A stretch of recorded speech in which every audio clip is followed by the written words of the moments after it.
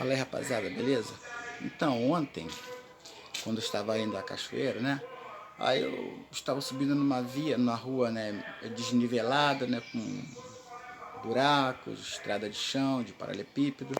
Eu senti uns barulhos estranhos no carro, né? De acordo com o que eu passava no desnível, eu escutava um plaque, plaque, plaque, plaque. Eu parei por várias vezes, deitei ao lado do carro, olhei amortecedor, suspensão, olhei tudo. Então eu vi que estava tudo certinho. Aí eu tirei a roda, aí eu desconfiei de algo, né? Hoje, porém, eu tirei a roda. Vamos lá aqui. Então, olhando, aí eu olhei aqui. Não tem nada ruim, tá tudo bom. As buchas ali estão boas. Aí sabe o que que era? Olha. Olha aqui no meu irmão, ó.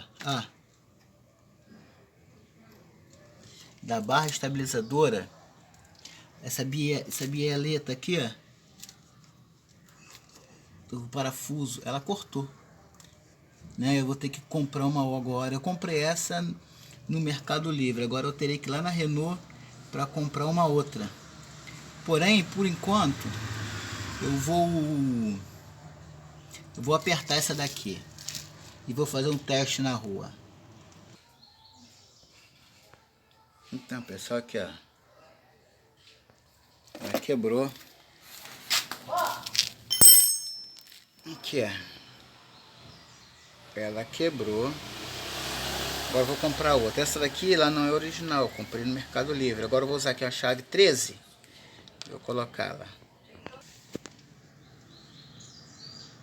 Então, pessoal, já coloquei no lugar. Já dei um aperto aqui, ó.